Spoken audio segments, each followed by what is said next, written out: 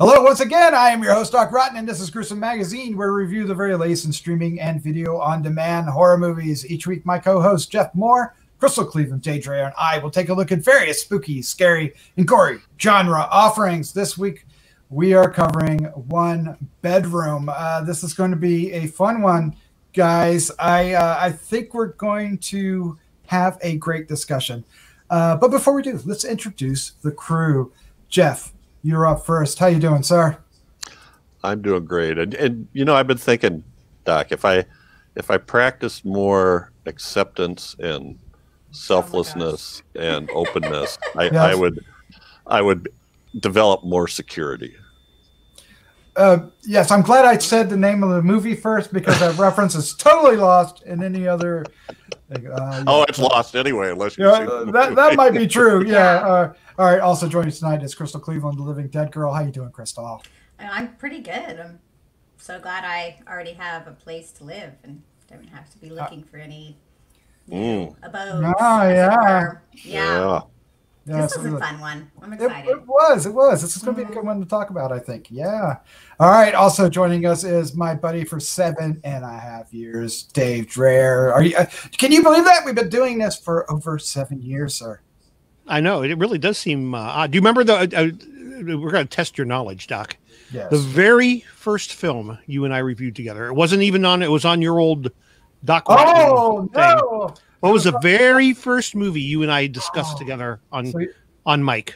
I don't know. How can you not know? I don't know. You don't take this relationship seriously, you bastard. This is like it wasn't the golden age, was it? No. This was back. What was that first? Podcast?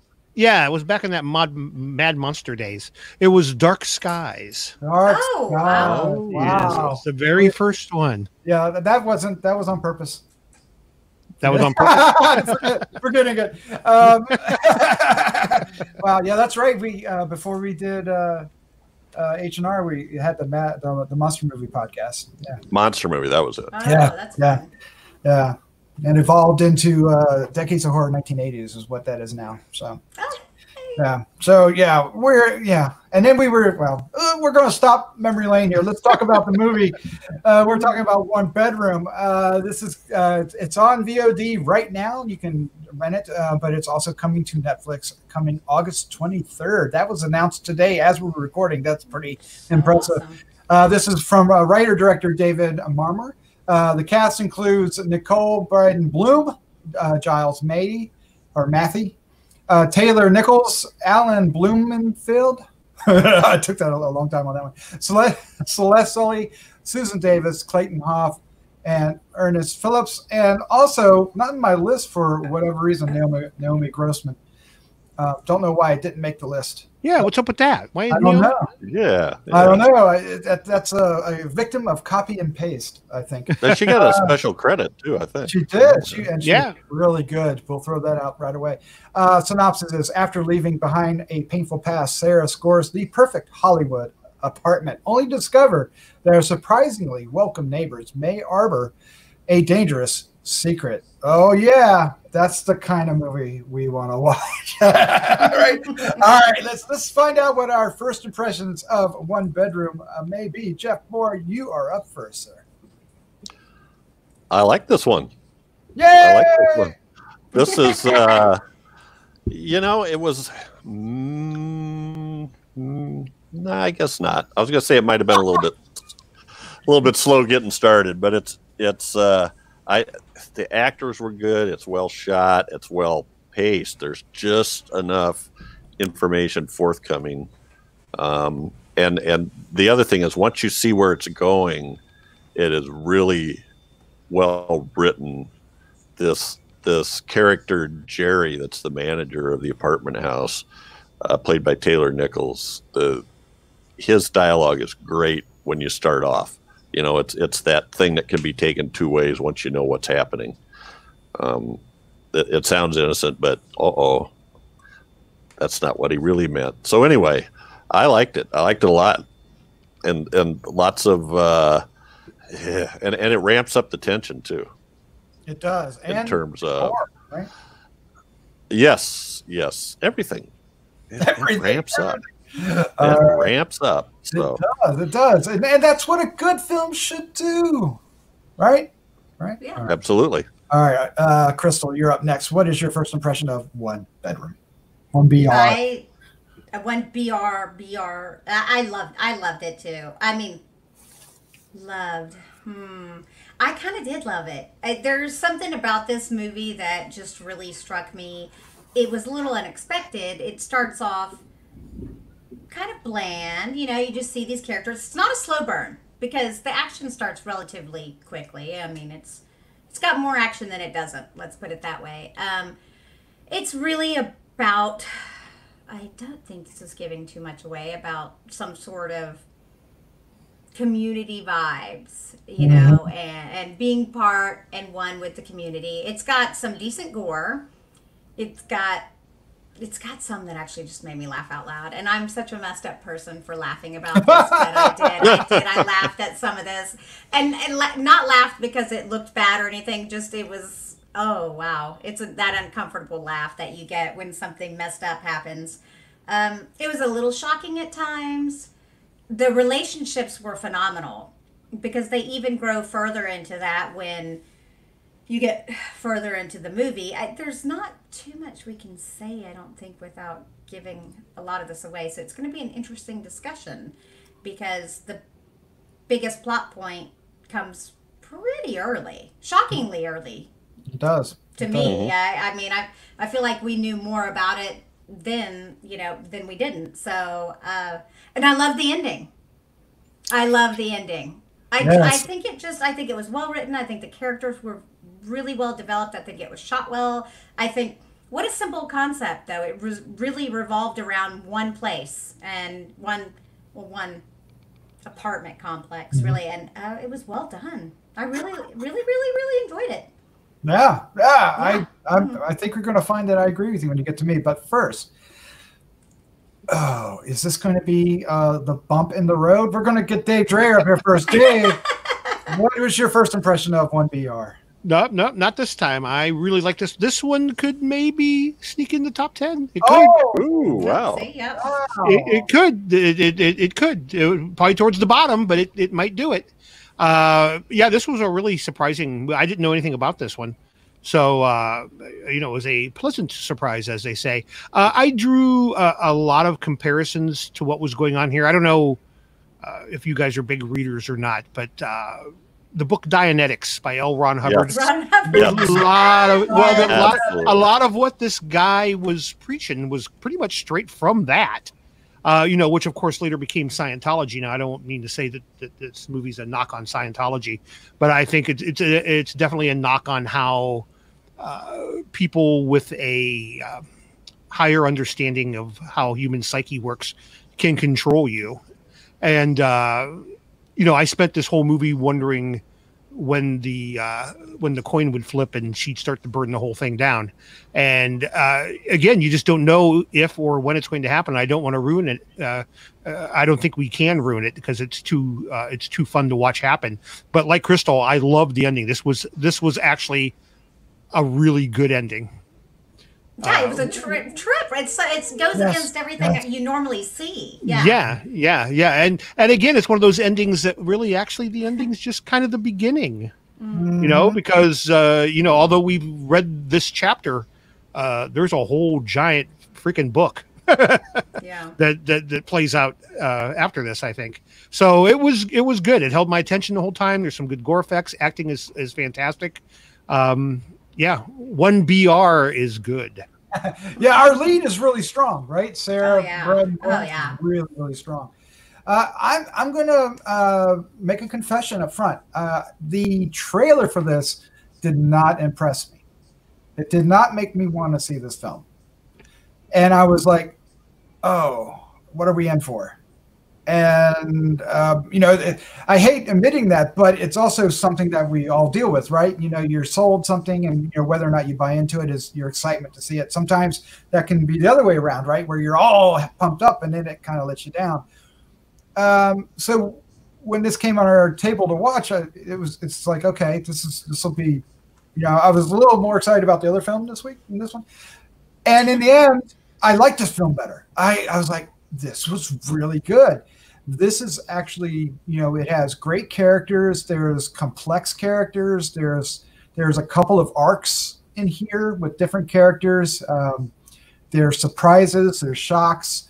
There's that great ending. I do like the ending as well. And it, I thought, at first it was a little bit drama. She's, struggling, and, she's got a relationship with her dad that's not too strong, and her, she's not doing great at work, and yada, yada, yada. I was like, okay, come on. And they pick that up really quick. It's not long before weird things start happening, and people start saying weird things. There's noises. There's, enough to make you wonder, like, are we heading for is this going to be a ghost story? Is this going to be an invasion story, home invasion? What is this? And because I didn't know what it was going to end up being, and what it ends up being, I was like, oh, we're going there.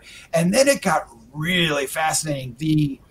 Our lead guy, right? His name is Jerry, who was a little bit of a douche, right? When we first introduced to him, right? Like, oh, this guy's going to be, whoa.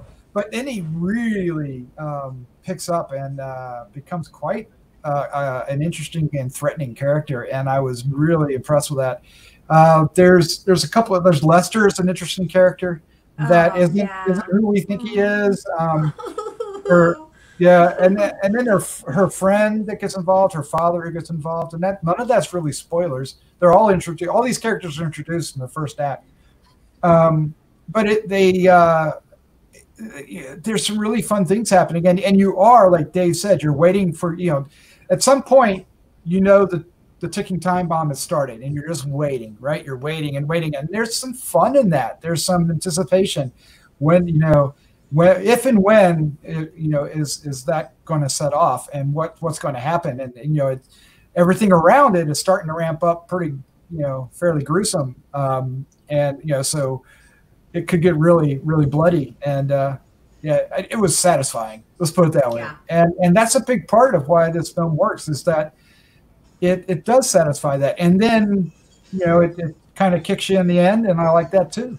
So what can I say? This was a fun one, and I am so happy it's heading to Netflix, because I think this needs to be discovered by more people. It should find an audience, sir. Yeah. Yep. So go ahead, I thought Jeff. it was really well constructed. All the way through it, you're thinking, if you're like me, you're thinking, what could I do? How could I get out of this? You're trying to think of a way out. And I thought it was pretty well done. She does what she could do, and sometimes she does what she has to do to get along. So I don't know if I'm making sense, but I thought that was really well done, how they did that. It was tight in terms of the logic of the actions for the character. Yeah, I liked it too, because minor spoilers. It's about their manipulation of her, right? They're trying to convert her over to the community, and it had me going and second guessing myself. Is she converting? Is she playing it off? What's actually happening? And I wasn't entirely certain for a good portion of maybe the second act. It had me. Other people get involved, but there's at one point when all right, yeah, it is going that way. That's what I was hoping for. So, so I liked that. I liked her character. I thought she was flawed but strong. So she had a lot going for herself. What about you, Crystal? Did you like the female characters in here? We have a few of Absolutely. them. We have I felt like, I guess she really wasn't. They were smart in the way that they handled the relationship with the coworker, because she wasn't close enough to her to really know whether she would do what she did or not. Right. How she did that, because I was like, whoa, and I was like, but they weren't that close, and some people were just woo. So you don't know if they might turn and do something like that at some point. Right. I think that they handled the relationships incredibly well, and I think that's actually the reason why this movie worked so well. I think that's one of the brilliant things. I also believe that it's highly likely, considering her personality type, that she would have done exactly what she did. I don't know that. I think she was being completely real with everything that she did, and she was in, but didn't necessarily, like Lester, didn't necessarily want to be. It just you accept more than anything else. You come to a type of acceptance. Yeah, there's a particular scene with Lester and her that I really liked. It's kind of a red herring, in a way, and then it turned out to be quite touching, and I was surprised by that. You texted me a couple times during this film there, Dave, while you were watching it, and one of the things was like, "Hey, Naomi Grossman's in this. Oh wow, I'm sold." I'm just going to say right out that she's really good in this, and she has one of the best scenes emotionally. What was your impression of her in this film, Dave? I liked her a lot. I wish we could have had a little more of her. I mean, she was definitely in more than what do you call him, a day player? More than a day player. Yeah, more than a day player. But she could have been in it a lot more. I mean, she's an integral part of this community. I would have liked to see more of her. But the parts she was in, I thought she was fantastic. She's a great actress. We need to see more of her. Yeah. I also like the elderly lady that has been there a while. Yeah, she was good too. They also had one of the more touching scenes that also really got you invested in our lead. That scene, you really nailed the conflict that's going on. Nailed. I see what you did there. Well, there's that too. There is that too. All right. Well, let's jump on the gore. I mean, the gore is not extravagant, right? There's no. We got some gunshots. We got some nailing. Some cats. Don't say. Yeah. We got some baking going on. That was yes. I was wondering if that particular scene was a dream or not. I was like, "What's happening?" And then when it wasn't, I was like, "Oh no!" I think the smell of burnt hair would have been the giveaway. Burnt fur. Yeah. So that's just. I guess that's a trigger warning for any cat lovers out there. Yeah. There's some toasted pussycat. That's a band name. Toasted pussycat. We totally gave it away. And actually, that's the point when you knew they were kind of not pulling any punches. Yeah. Right. But that's early, so we're not spoiling anything really. I mean, that's really in the first act. So. And you definitely get the feeling that they take their rules and regulations very seriously. Yeah, and you don't even know about the rules and regulations. They had a strict no pet policy. Yeah. At that point, you're thinking it's a home invasion film. At that point, you don't really know what. Were you see? I don't know. Because they had mentioned there'd been a break-in before at some point when she's touring the facility or the. That's why they had put the locks on, but that was a lie. That was a lie. They lied. They all seem to get along way too well. They didn't go full on Stepford, okay, with the whole but who gets along that well and who all hangs out together? Sorry, no, I don't want to hang out with you people. I'm very antisocial, okay? But these people are all. I'm like, ew. So you're saying you wouldn't be a target for this particular group? You would. Oh, I could totally be a target. If you're going to torture me, I'm gonna be like, okay, fine. Yes. Okay, I'm not gonna lie, but I will hate every second of it. I will hate every second, but I'll be hey. Yeah, you're gonna burn them with your eyes. Is what you're gonna do. You're gonna like. Nobody wants that. Nobody wants that. Oh my god! All right, well, let's wrap this up. Let's give our final thoughts, our score, and favorite scene for 1BR. I keep calling it 1 bedroom, but it's literally 1BR. But before we do, if you are like what you're seeing here on this here channel on YouTube, hit the like button down below, hit the subscribe button, hit the bell so you can be alerted when we have more content. Give us some comments. We've been getting some great comments, and I want to thank everybody for doing that. So love to hear what you think of this film and any other films in this particular show. So let us have it if you want to. But let's do it. Let's get into our final thoughts, our score and favorite scene. The score is 1 to 5 if you're new. Jeff Moore, you're up first. I'm first. This is definitely worth a watch. I think it's well acted, well written, well directed, and it's made me think, about what would I do in that situation. And I definitely drew a connection to, sort of the negative side press that we hear about Scientology. So Dave brought it up and was very nice about it. But so yeah, only, obviously farther, I think, but very well done. I also liked Susan Davis, and I got to go look her up because she did a bunch of TV shows in the 60s that I have DVDs of, so I got to go see what the deal was there. A couple of Have Goodwill Travels. Who played Edith? She was excellent too. All right, I'm giving this a 3.75, and I'm going to say, just because I'm just going to do it, when they bring out the hammer and nails. Oh, yeah, of course. Yeah. You thief. That's another. That's another point where it's beyond the toasted cat that you go, oh, more. Yeah, okay. Yeah, and they tease it first, which is really good with the with what's the other character's name? I've totally lost his name again. Sorry about that. Lester. They tease, that kind of stuff with Lester. So. Yes. Right. And this is this director's first feature, so I'm pretty impressed. Wow. Me too. Yeah. Good. Oh. Lights went out for Dave. That was really fascinating. Crystal, you are up next. What is your final thought, score, favorite scene?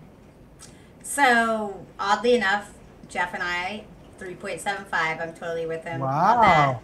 Yep. And I definitely watched this. Hello. It's really interesting. I think a lot of people will really enjoy it. And it's kind of a trip. It's not super gory or anything, but I think you'll enjoy it as far as just the whole mind melding thing happening.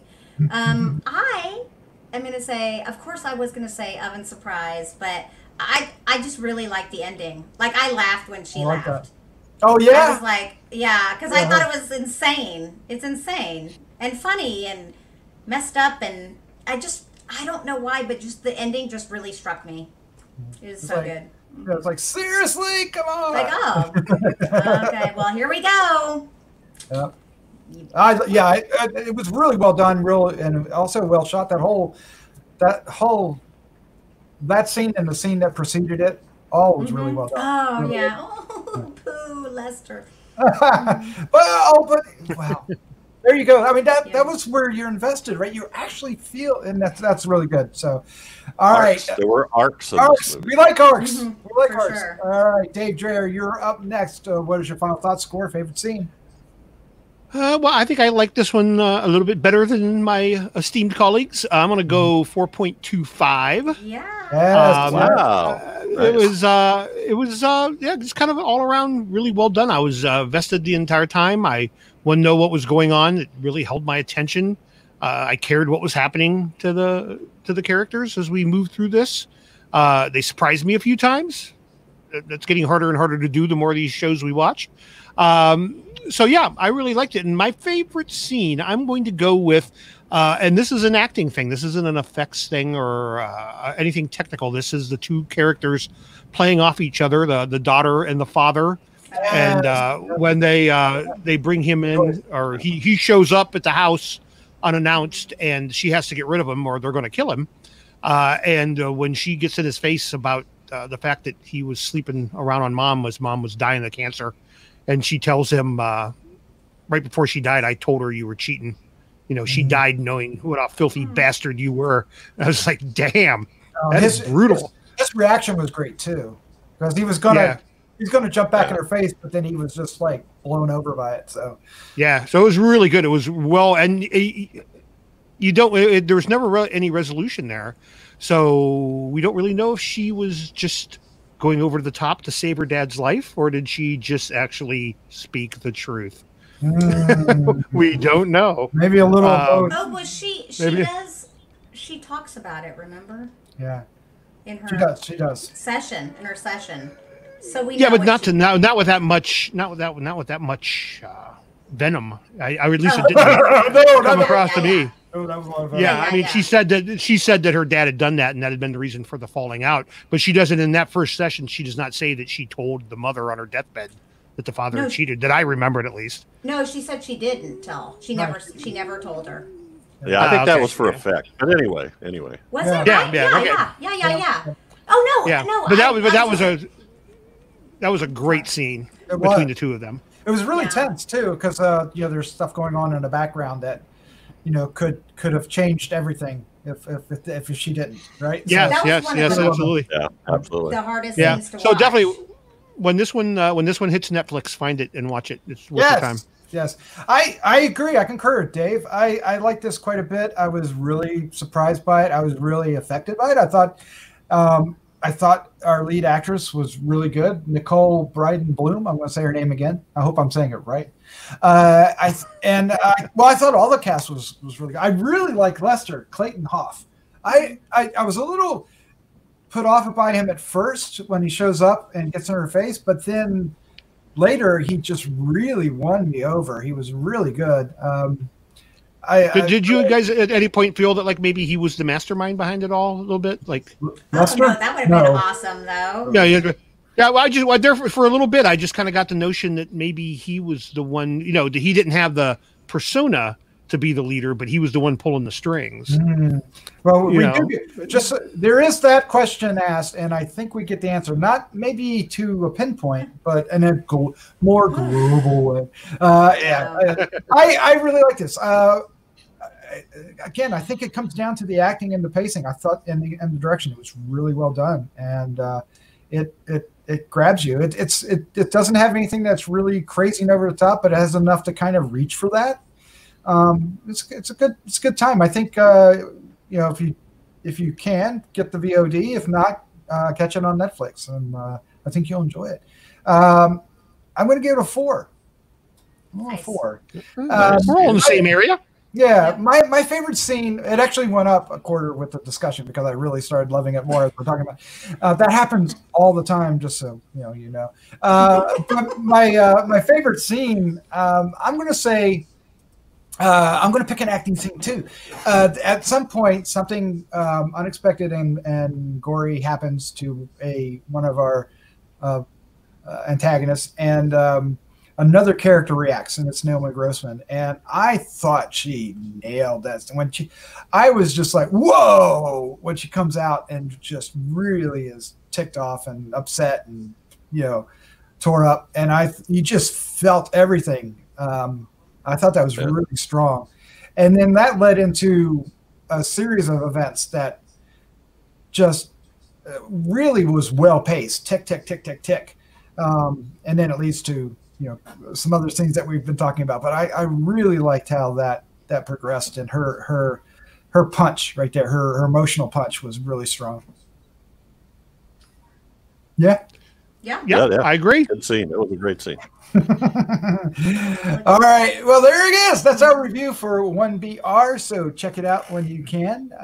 Like I said, it's on VOD right now, and it's coming on Netflix August 23rd. Jeff, Dave, Crystal, thank you for joining me tonight. This was so much fun. Totally. You're welcome. Always a good time. Always a good time. All right, with that, let's say goodnight. Good night. Good night.